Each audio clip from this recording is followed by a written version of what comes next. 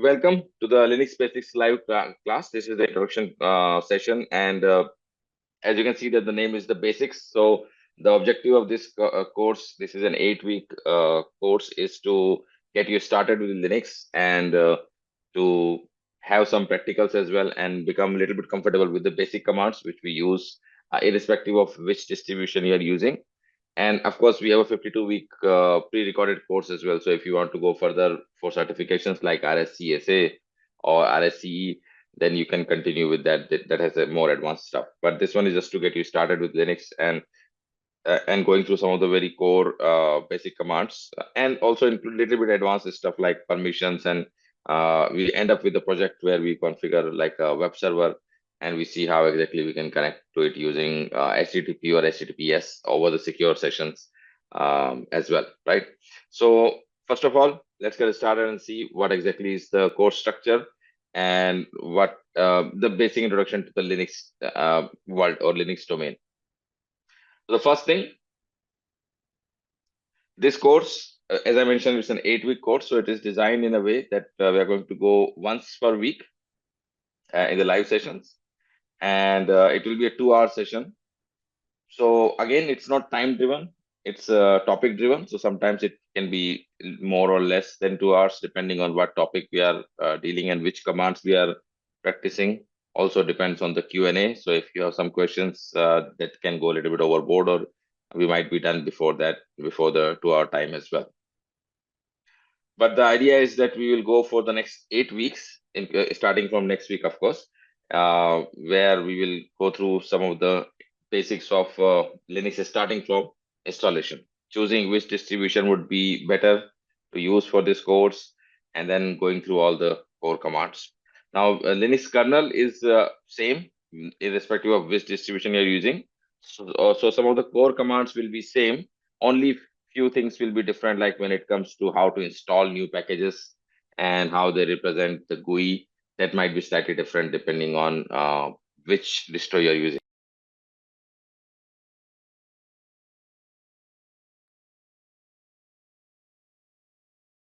This course is completely hands-on. Basically, what we will do is that every week we will go through the basic commands, and I will give you the command structure and also some of the important options that you can use with that command and with those commands. And then, of course, the PPT will be shared with you after the class, so you can practice the same commands using VMware or any other hypervisor you're using to install Linux. Or if you have a separate system which is already installed with Linux, you can use that also to practice. Now, for most part of the course, you will just need a single Linux device. So a single VM will be enough for practicing these commands. But then, of course, in the later part of the course, we will introduce networking as well, and enabling communication between two different devices. And then, of course, making one of them as the web server, and the other device will be accessing the web server web pages. So in that case, of course, we will need at least two different virtual machines, which is also pretty straightforward, and we will see how exactly we can do it in VMware. But even if you're using VirtualBox or any other hypervisor, the logic will be same. You just need to use the internal networking of that hypervisor to enable communication between the VMs that you will create. So the software or the OS images and the lab instructions all will be actually provided in this course. So basically, I'll tell you that which operating system or which distro would be better. But again, as I mentioned, this is just a recommendation. Let's say if I'm saying we are going to use Red Hat Enterprise Linux, or we are going to use Ubuntu in this course, or any other operating system I'm mentioning, you don't need to use that. Maybe you're using Linux Mint, or maybe you're using Fedora. It's completely fine. You will see that some of the core commands are going to be exactly same.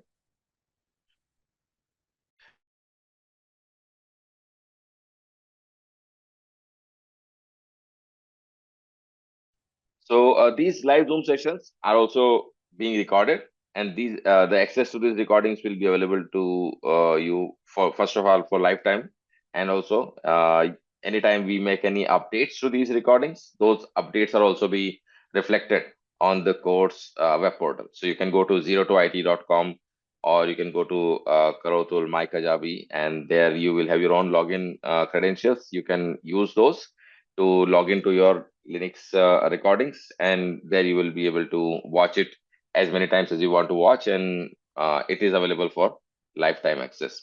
Now, the recordings might not be from the latest class. It might be from one of the previous Linux class, but the content is same, and it is the same commands and same options we are going to discuss there as well. So it might not be from this class, but you will get the same content there as well. And of course, it is always recommended to join the Facebook community group where you can ask any detailed questions. So of course, in every session, live Zoom session, at the end of the session, we will have a quick Q&A where you can ask some smaller questions. But if you have a detailed question, or maybe you want to post some screenshots of some behavior of some commands, or you want to get more details, the Facebook group is the best option because there are other students as well. They can benefit from your question, or maybe they can answer you before I will answer. So it's a good community to ask questions and get the answers. But of course, there are other ways also. If you're watching the recording and you see a particular part in the video where you want to ask the question, you can pause the video, and below the video you will see a comment section where you can type your question quickly before you forget or before you move on. And that also comes directly to me, so I will answer you, and you will get a email mentioning that there is already an answer posted, so you will be able to see the answer that I post on below the video, basically, right? And it's a great way because if you go back to watch that video, and if you remember, oh, this point I was not understanding and I had asked a question, you can quickly pause the video and see the comments below, and you will see my answer there as well. It will, and also the good thing is that since these are also open, so if somebody else had asked any other questions regarding something, you will see the question and answers there for those as well. So that's another great way to ask questions. And of course, you can always send me an email with the details of your questions. But that's the least recommended method, I would say, because mostly we use the emails to send the labs and instructions in the Zoom invites. So the response might be delayed if you ask something on the email compared to Facebook group or the video comment section, right?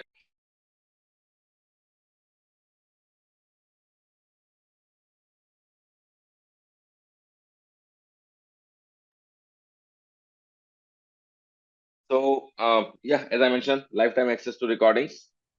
And this is not only just for Linux. For any course you join in Karotul, you will see that we have the lifetime access recording to the recording, so that anytime there is an update or there is a change, you will get that for free. Of course, you don't need to pay anything extra, and you don't need to pay anything extra to maintain your access to the recordings as well. So what exactly is going to be covered in the basics course? So of course, we have a 52 weeks full course where we go all the way to the expert level in Red Hat Enterprise Linux networking. But this Linux basics live course, what exactly are we going to cover in this one? So of course, we are going to introduce Linux. So you might already know a little bit of Linux here and there, and you might have a good understanding of this as well.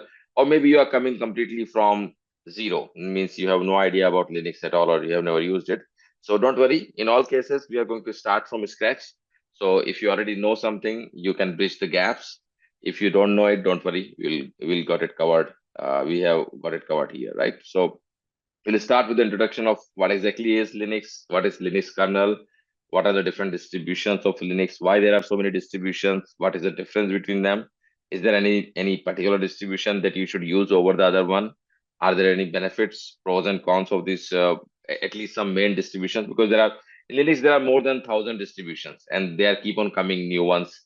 Basically, what happens is that the kernel is the core operating system, and then you can create a new shell around it to give it a new feel, maybe give it some extra features, maybe make it for a particular purpose. And because of that, there are so many different distributions, and you cannot go wrong for the basics. You can choose any one of those. But of course, there are few which you should not start using, like Gentoo, or some of the Linux are very, very hands-on. That means you have to build everything up, compile everything up from the scratch. So some of those are more user friendly, or beginners friendly, and some are advanced. So that is something we are going to also understand in this course to see how exactly they differentiate from each other, right? And of course, the desktop environment is slightly different. So if you're using Linux for the server purpose, like in an organization, you are making it a web server or a database server or some kind of services you're going to provide, mostly you don't care for the GUI. You just want to use the CLI. So many times in the servers, they don't even install the GUI, and the reason is because it is just going to take extra resources to have that GUI, and you are not going to access the server on a daily basis, its GUI. You just want to activate some services, make it available on the internet, secure it properly, and that's it. Linux has been well known to be a extremely stable operating system. Means once you install it, you set it up. There are very few or any, if any, issues there. So server side, you don't want to touch it, you don't want to access it every day on a GUI. So mostly you will not see a desktop environment or DE in case of server. But yes, if you're using it as a client or a daily driver like Windows 11 as a replacement of Windows 10 or Windows 11, then you might want to go with Linux Mint or Pop OS. And these OSs are heavy on the DE, the GUI side, because they also support different codecs. You can watch movies, you can play games, so the DE becomes interesting in that case.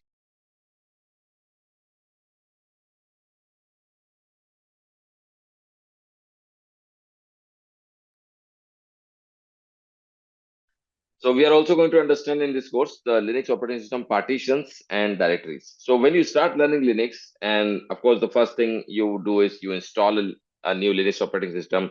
You want to see how it feels, how the installation works, what is the overall look and feel of the system.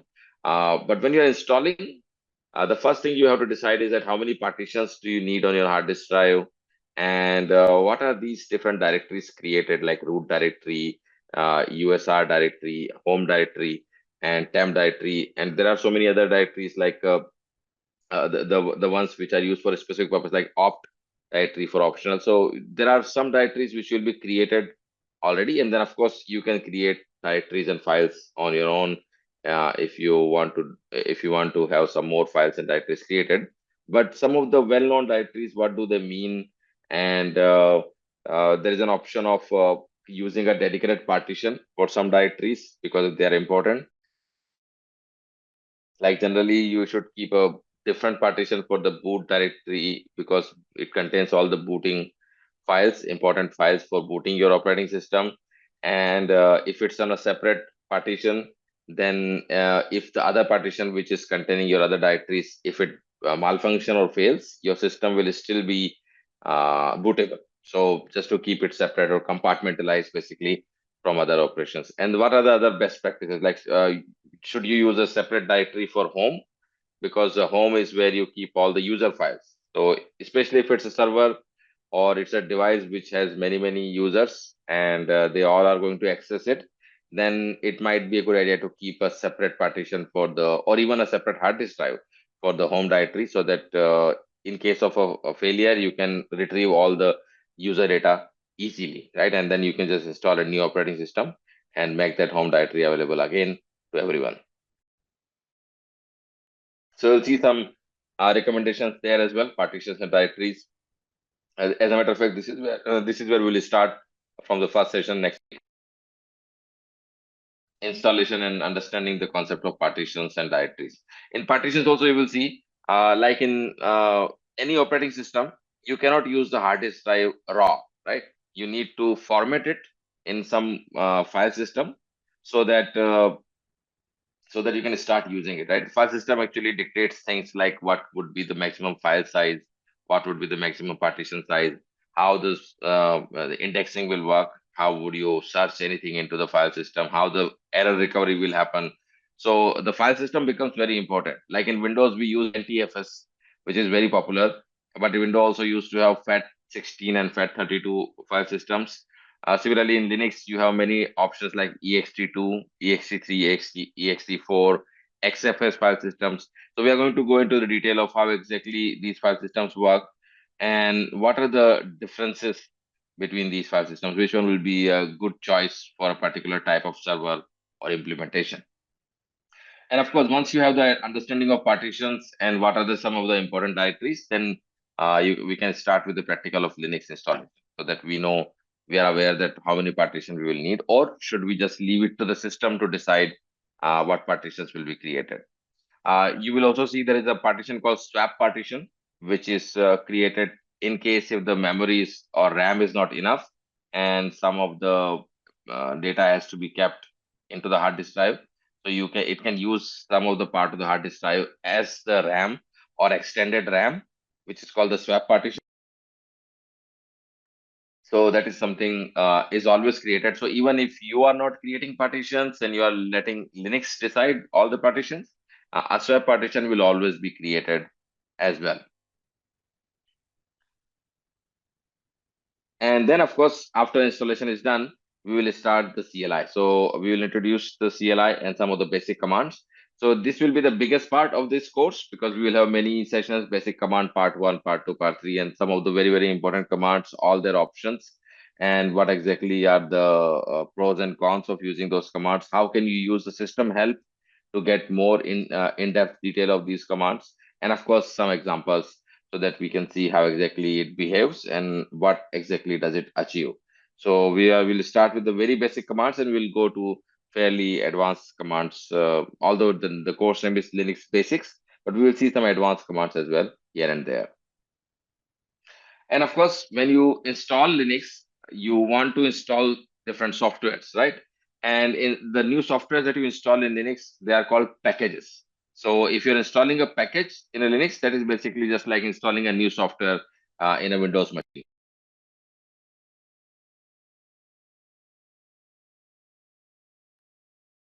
So in every Linux distro, you will see that there will be a package manager, and that package manager is a high-level software or high-level program which actually manages installing, upgrading, deleting, or modifying, doing any kind of modification into the packages.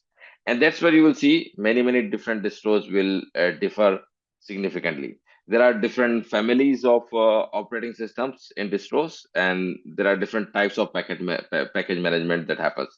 Like anything coming from the one side of the tree will use a different package management system. Coming from another different tree like Red Hat uses a completely different package management system compared to Ubuntu or Mint, because they are coming from a different tree.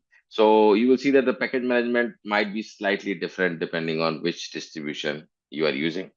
But once the basic command is understood, like what is the difference between package management command, the logic is same. Installing new libraries and new binaries into the system so that you can start using this new software. Now, speaking of binaries and libraries, what is the difference between these keywords? So binaries are the actual programs that you want to install. Let's say, and I will give you a very simple example. Let's say I want to install a new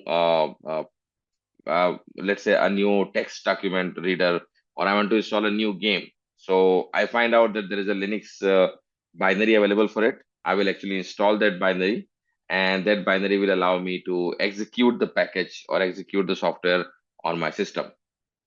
Libraries, on the other hand, are actually shared binaries. Shared binaries means there are some functions which are needed by many different programs. So instead of copying that function into every individual program, we can keep it into a library which can be accessed or executed or used by different binaries.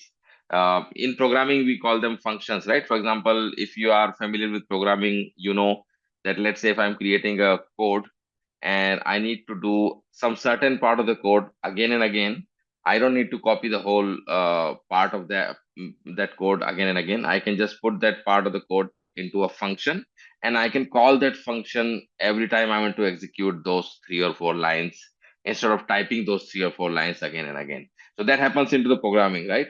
In here, it is called libraries. So these libraries have some part of the code which is needed by many programs. So instead of copying that code into every program, we keep it into the library. And these programs can actually call upon the libraries to execute that certain part of the code instead of keeping it inside the binary. That's why these are called dependencies. The binary itself is not completely executable without the help of the library or other binaries sometimes. And that's why it is called dependencies. And dependency is a big thing in Linux. You will see in the earlier days when there was not so much support online, or there was not so much advancement into the implementations, like ease of GUI was not there.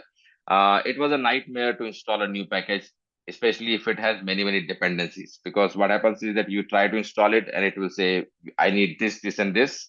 So you find out these other things and then you try to install them, and they have their own dependencies. So it can become like a dominoes effect, that you have to install many things before the final package or the primary package that you wanted to install can be installed there, right? So that's why there are high level package managers nowadays. Like if you're using DNF or Yum in Red Hat Enterprise Linux. This is a high level package management installation tool, which allows you to solve the dependencies automatically by the package manager itself. So you can just mention which package you want, and it will try to find out what dependencies it will need, and it will install all the dependent packages as well. So it actually makes it much easier for us to install the packages nowadays comparing to like 20 years ago. And of course, as I was mentioning, that we will introduce to the Linux file system, different kind of formatting options. We have ext2, 3, 4, XFS file system, and there are some others also like BTRFS. What are the differences, and which one will be the best choice for your implementation? There are few differences here and there. We will see we will compare it, and then we'll see which one is the best option.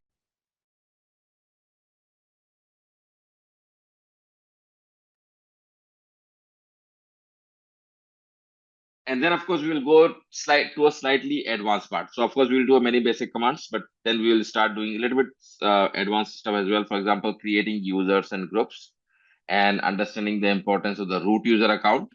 And in case if you are a non-root user account, and you are not a super user, how can you elevate your privileges to execute some task and then go back to your lower privilege level for other tasks, right? So creating users and groups are important if you are talking about servers, because these are generally accessed by many users, and authentication and authorization becomes extremely important. Authentication is verifying the identity of the user, like you are who you claim to be. So for that, you should have the correct password and basically the correct credentials. And then comes authorization. Authorization means I know who you are. I have already authenticated you, but that doesn't mean that you can do everything. You are not the super user.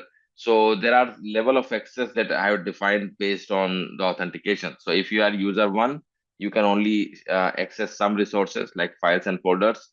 If you are user two, you might access some other resources, files and folders. So that is called Linux files and folders, or files and directory permissions, right? And that is authorization. Authorization basically means that what exactly can you do? I know who you are. Authentication is done, but what exactly can you do? What is the level of access you will get to the system? That is called authorization. And you will see that, of course, Linux file permissions is one way of authorizing it, but not in this course. But when you go into the in-depth 52 weeks course, there are other methods also, like you can use the uh, some security features in Linux, which can actually enhance your security implementation by adding few more attributes other than the just the file and directory permissions to the system. So the file and directory permission is what we are going to cover in this one in the basics course, but some other methods also we are going to cover in the 52-week course. But itself, actually an advanced topic. We are going to cover everything. The basic permissions. We'll also understand what is the concept of a sticky bit. What is a GUID and SUID, set user IDs and group set group IDs. So SUID, SGID, what exactly these keywords mean, and the impact of these keywords apart from just the uh, basic permission implementation. We are going to see that as well.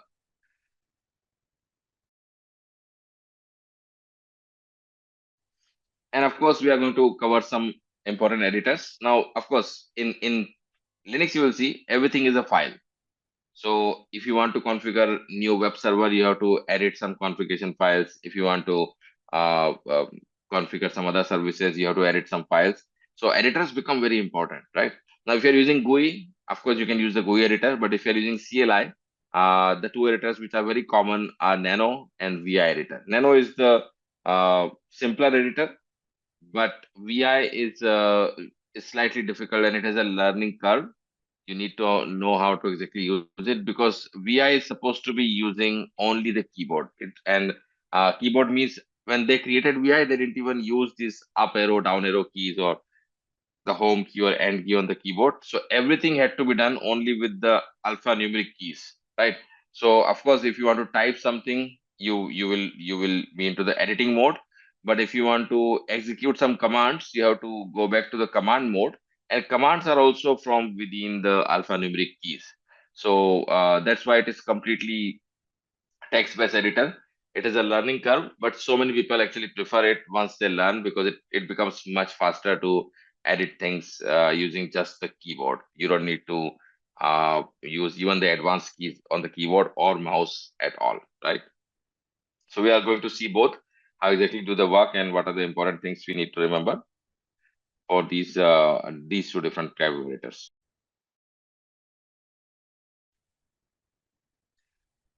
And then we'll get to the networking part. So that's where you will need at least more than at least two devices, so more than one VMs.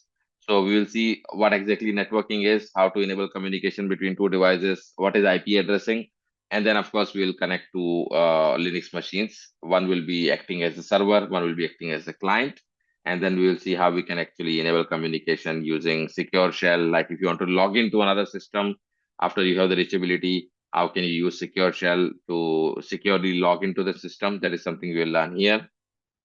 And of course, the last part, we'll do a Linux web server project using the Apache web server so that on the server side of the VM, we will implement these services. And from the client side, we will access these services. We will access this web page using a browser and we'll see if it is working properly or not. On the non-secure connection, HTTP, and also on the encrypted session, HTTP over SSL or HTTP over secure socket layer. So we'll see implementation of both of these. And that will actually conclude our course.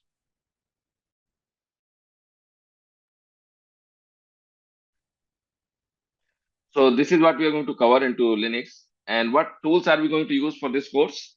So the tools that we are going to use, of course, you can, as I mentioned, you just need virtual machines. So you are free to use whatever you like. If you want VMware or if you want to use VirtualBox or any other tool, it's completely fine as long as it is a hypervisor.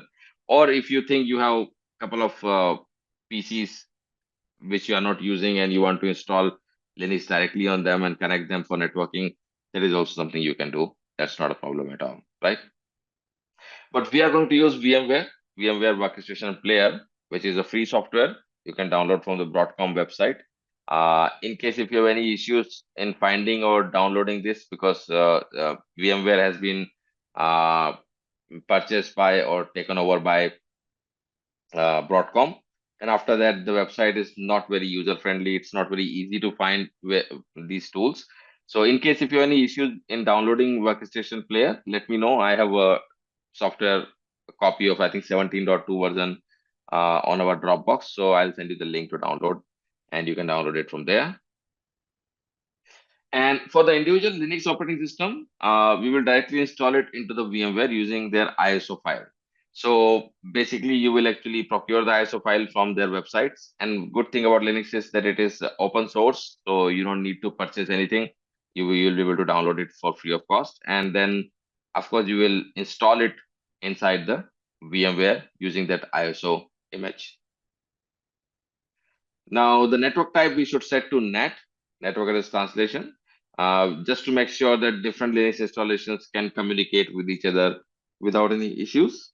And and then we will be able to do the networking part later. So initially, as I mentioned, for most part of the course, you will need only one VM. But later, when we need to make sure that both are set to NAT so that they will get some IP into the same network, and we will be able to enable communication between them.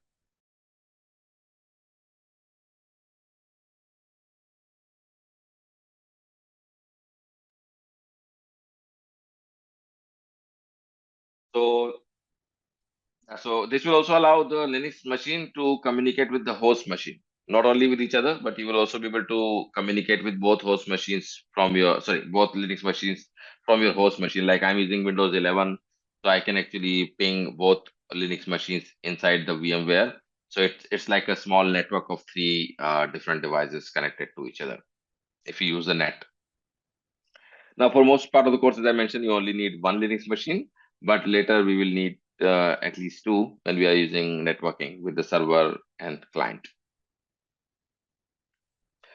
Now, although VMware is recommended, as I mentioned, because we are also using the same in the course, but if you decide to use VirtualBox, which is also fine, just make sure that the networking mode bridged would be better in that case, in which case it will actually bridge it to the original network and you will be able to communicate between these two virtual machines. So if you go to the VMware, once you install it, you can adjust the memory or RAM. Now remember, for most of the Linux implementations, up to 4 gig RAM or 8 gig RAM is more than enough, even if you're using GUI. And if you're just using CLI like server side, then even 2 gig RAM is more than enough. It's not very resource heavy. But yeah, network adapter, we should set to net. And that way we will make sure that it is reachable from other VMs and also from the host machine. So of course, from the next week, we will introduce the Linux files and directories and partitions, and we'll see the installation in the later sessions as well. But first of all, let's introduce some of the basic part of the Linux. For example, what exactly is Linux? So it's actually a family of free and open source operating systems based on the Linux kernel. So what is Linux kernel? So Linux kernel is something which was created by Linus Torvald, and he was actually using Unix before.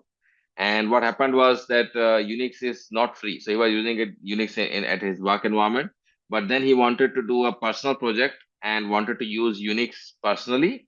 But of course, he found out that he had to purchase it, and it's not free. So he thought, okay, let's create something which is free and open source so that anybody can use it. And that was not the case with Unix. And that's where the logic or the concept of Linux came into existence, Linux kernel.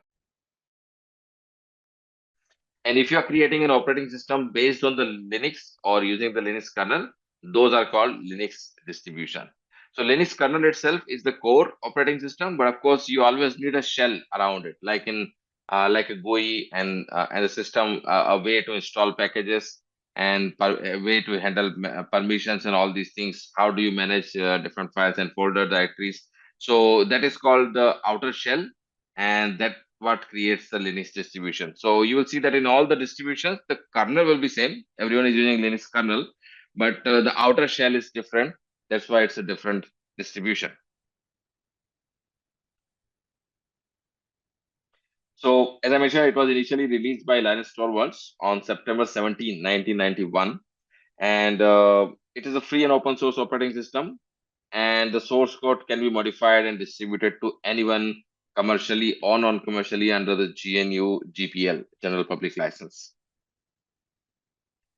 So initially, this is very funny because what Linus Torvald thought that I'm creating this for personal computers, PCs, like everyone in the home, they will use Linux because it will be free and they don't need to pay any for anything. And also, it will be easier to use comparing to other operating system at that time like Unix.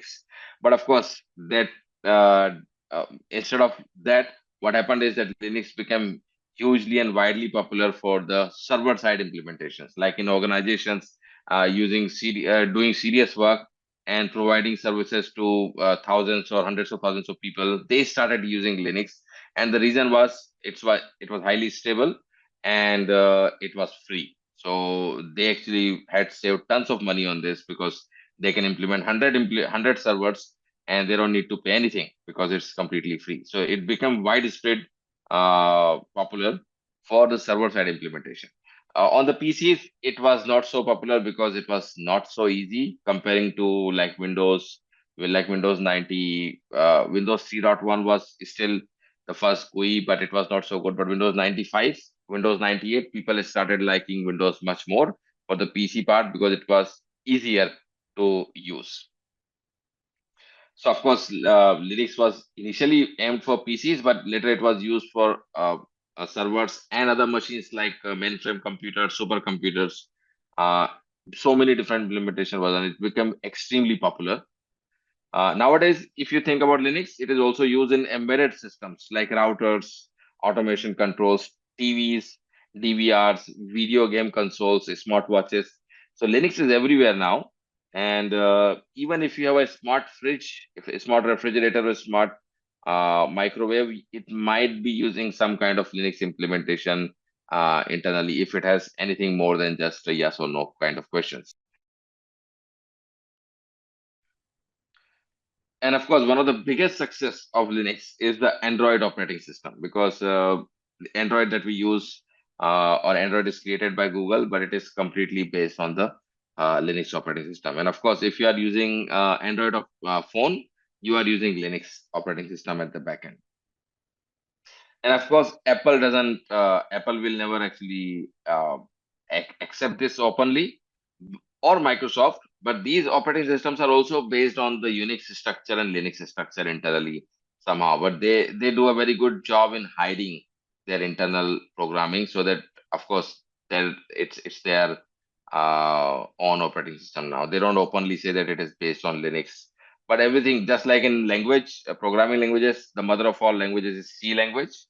And similarly, the father of all the operating systems is Unix. And then Linux is like a better version of Unix and a more fine-tuned version of Unix, and it's free. So if you see the timeline, you will see that Unix was released in 1969. It was created in C language. And then in 1981, MS-DOS was released. That was a big thing. And 1984, Apple released System 1. And 1991, that's when the Linux was actually released. And then, of course, Apple released Mac OS in 2001. So currently, if you think about the big operating systems, Microsoft, Windows, Linux, and the Mac OS, especially on the uh, PC side, right, on the personal computing side, these are the three operating systems that we have nowadays. Unix is officially not there for any PC side implementation, but you can use some Linux distros which actually don't use the Linux kernel, but they use the free BSD kernel, which more actually uh, inherits its properties from the Unix. So, talking about Linux distributions, you will see that there are so many different distributions in Linux. As I mentioned, there are more than 1,000. There is a website called Distro Watch. You can go to that website and you will see which one are the most popular top 10 Linux distributions and which are the new ones. And if there is any specific new distribution which is making news or making waves, all these things you can see on the Distro Watch website. But Linux distribution is the one which is basically the Linux kernel packaged into the outer shell, which creates the outer layer of the operating system, right? So it's an operating system that is made up of a collection of softwares based on the Linux kernel. And you can also say that Linux distribution contains the kernel and the supporting libraries and the softwares, which will make it easier to use. And the more softwares you have, the more features you will have apart from just the core kernel file.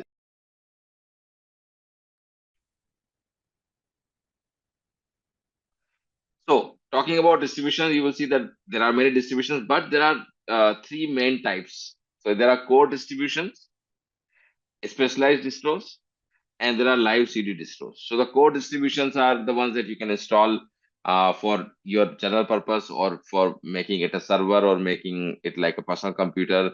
You can use it for any different purpose. So, it's a core distribution file, distribution type. Specialized distros are used for something special in mind. For example, as I mentioned, Gentoo Linux is good for networking or understanding different ports and building everything up from the scratch.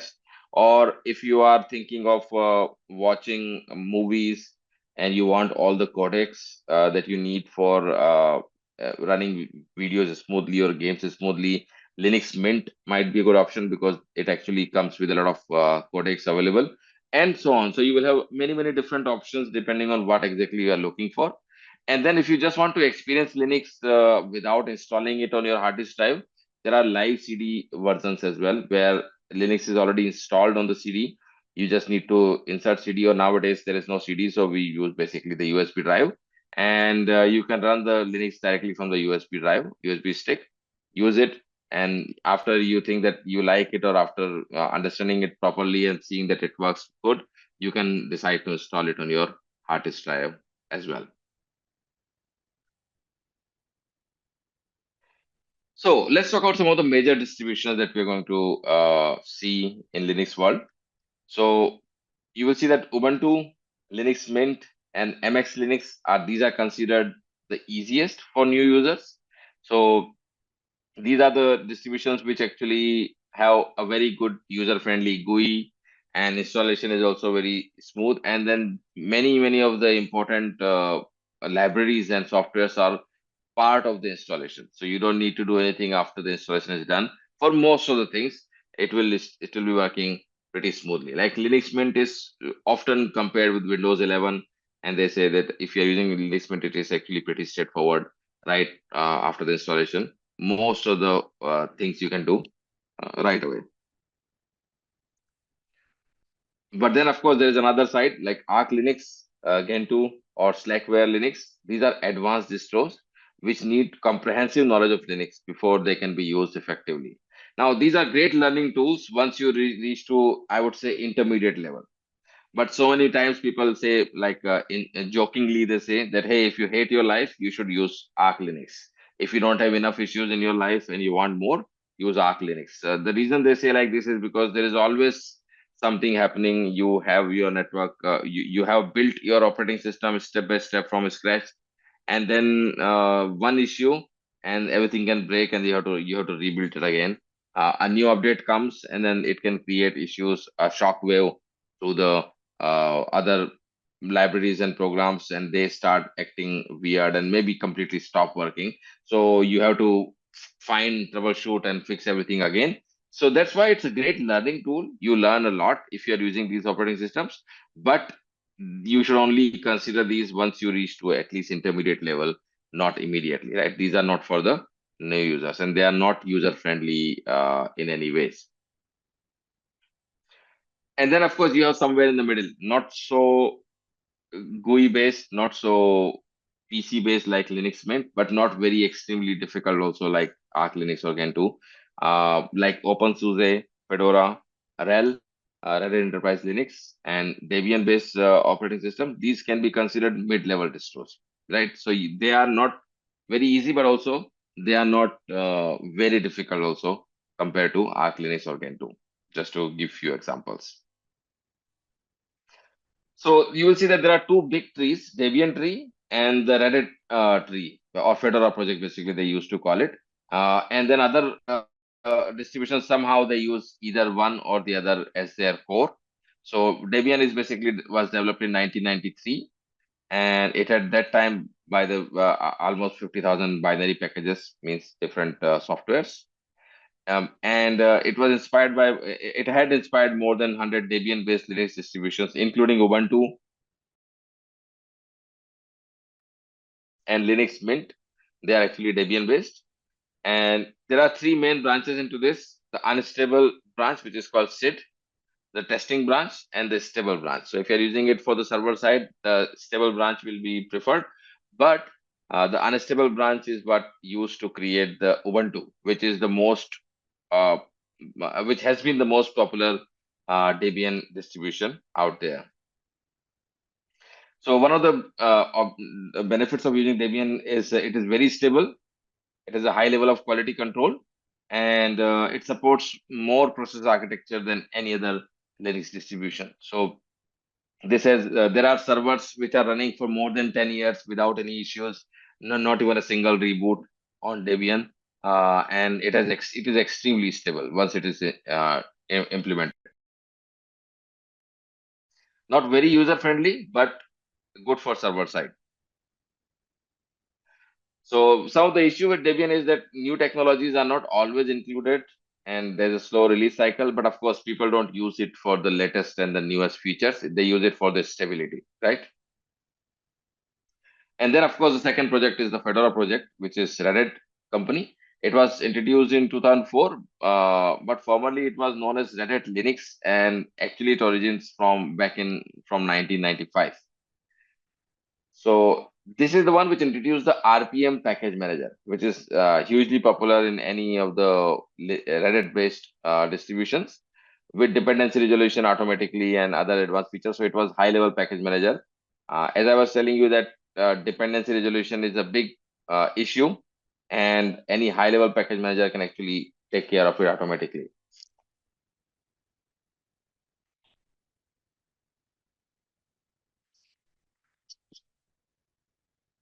So it was highly innovative and outstanding security features, a large number of supported packages. But of course, it tends towards enterprise features, and it is generally considered a test bed for Red Hat Enterprise Linux rather than desktop usability. So that actually brings us to RHEL, or Red Hat Enterprise Linux. As the name suggests, this was actually aimed for enterprises, for organizations, for business organizations. And this was basically the downstream distribution of Fedora and the CentOS stream. So Fedora and CentOS stream, they are used by users, and they will actually come back with the feedbacks of different features. And then some features will be added, removed, and finally a stable version will be created, which we call RHEL. So Fedora is always introduced first or launched first, a new version, and then a fine-tuned version is created into CentOS, and then you fine-tune it more, and finally you release the RHEL version for that particular cycle, release cycle. Now this is actually commercially backed and supported. Now remember, Linux is free, so they cannot actually charge you for the operating system itself. But what they can charge you is for the support and any kind of troubleshooting. So they can tell you, okay, you can actually download RHEL, you can install it, you can use it, no charges at all whatsoever. But if you're using it in your company and you're actually using it for commercial purpose, definitely you want to make sure that if there is any issue, it should be fixed as soon as possible. So if you take our support plan, then we will be available on call, on email, ready to give you like level 1, level 2, level 3 support, and fix your issues that you might have. So any serious company which is implementing lots of RHEL servers, they might want to go with the commercial plan. So you can see that's how they earn money, because they don't sell the operating system. They can't. It's a Linux kernel based operating system which cannot be sold. But you can sell the support, right? And that's exactly what they do. So support is generally for 10 years or more. So it's a very stable system. And if you want to just practice RHEL, there is a free developer license is available for testing and for a small office, home office implementation.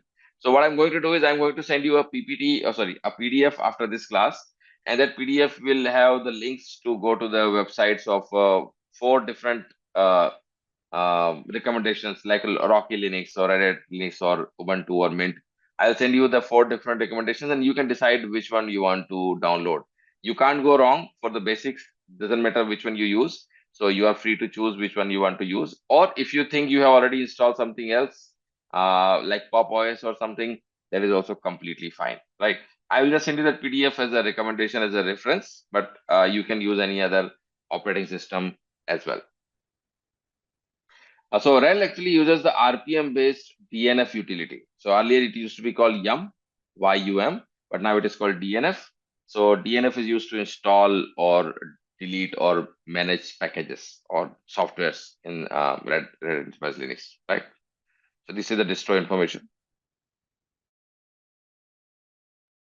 So yeah, that's it. That's all I wanted to discuss today. Some of the basic introduction to distributions, Linux distributions, and what this course is going to be covering.